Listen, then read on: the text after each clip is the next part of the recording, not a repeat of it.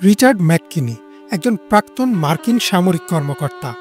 Afghanistan, Iraq সহ অন্যান্য মুসলিম প্রধান দেশে যুদ্ধ করেছেন তিনি। সেই যুদ্ধের অভিজ্ঞতা আর দীর্ঘদিনের প্রোপাগান্ডা তার মনে মুসলিমদের প্রতি প্রচণ্ড ঘৃণা তৈরি করেছিল। রিচার্ডের দৃঢ় বিশ্বাস ছিল ইসলাম হলো সহিংসতার ধর্ম, আর মুসলিমরা আমেরিকার জন্য হুমকি। সেই ঘৃণায় একসময় তাকে ঠেলে দিয়েছিল এক ভয়ঙ্কর পরিকল্পনার দিকে। একটি মসজিদ উড়িয়ে দেওয়ার ষড়যন্ত্র করেছিলেন তিনি। কিন্তু আশ্চর্যজনকভাবে সেই ষড়যন্ত্রই পরিণত হয় তার জীবনের সবচেয়ে বড় আশীর্বাদে। তিনি নিজেই হয়ে যান মুসলিম। রিচার্ড ম্যাককিনি প্রায় ২৫ বছর মার্কিন সেনাবাহিনীতে দায়িত্ব পালন করেন। তিনি আফগানিস্তান থেকে আহত অবস্থায় ফিরে আসার পর নিজের ভেতরে জমতে থাকা ঘৃণা ও দুঃখ ভুলতে পারছিলেন না।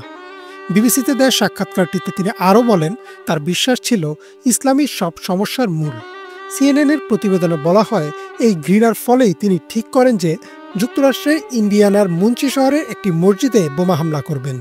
তিনি মনে করতেন মুসলিমরা আমেরিকাকে ধ্বংস করবে, তাই আগে থেকেই তাদের ধ্বংস করতে হবে। টুয়ার্ডস ইটার্নিটিতে দেওয়া এক পডকাস্টে রিচার্ড জানান, সামরিক অভিজ্ঞতাকে কাজে লাগিয়ে তিনি নিজেই একটি শক্তিশালী বোমা তৈরি করেন।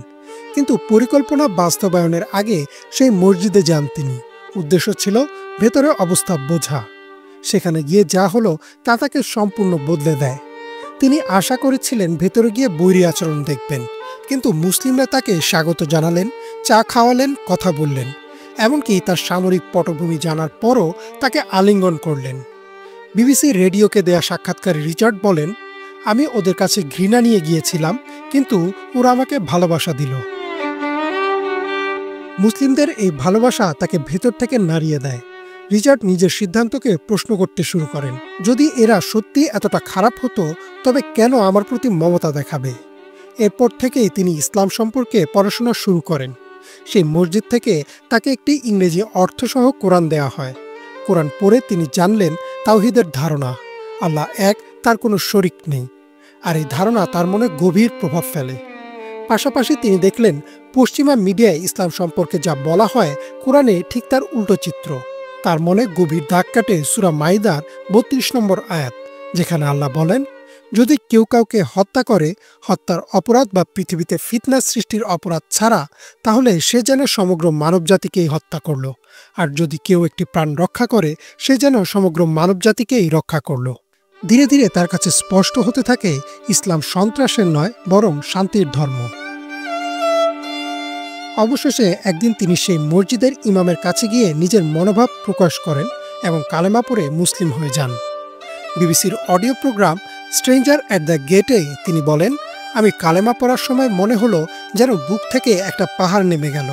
তিনি যখন ইসলাম গ্রহণ করেন তখনও তার স্ত্রী ও সন্তান খ্রিস্টান ছিলেন, কিন্তু বেশ কিছু সময় পর তারা দুজনেও ইসলাম গ্রহণ করেন। রিচার্ড ম্যাককিনি এখন আমেরিকার বিভিন্ন জায়গায় বক্তৃতা দেন, মানুষকে জানান ঘৃণা থেকে কিভাবে ভালোবাসায় ফেরা যায়। তার জীবনের গল্প থেকে তৈরি documentary stranger at the gate অস্কারেও মনোনীত হয়েছিল। এই গল্পে স্পষ্ট হয়ে যায়, রিচার্ড ম্যাককিনি যখন ঘৃণায় অন্ধ হয়ে ভুল পথে পা বাড়াতে যাচ্ছিলেন, তখনই মহান আল্লাহ তার সামনে মসজিদের দরজা খুলে দিলেন, যেখানে তিনি পেলেন ভালোবাসা আর শান্তির শিক্ষা। আজ তিনি একজন মুসলিম, আর তার কণ্ঠে শোনা যায় কৃতজ্ঞতার সুর। ইমরান মাহমুদ, বাংলা ভিশন।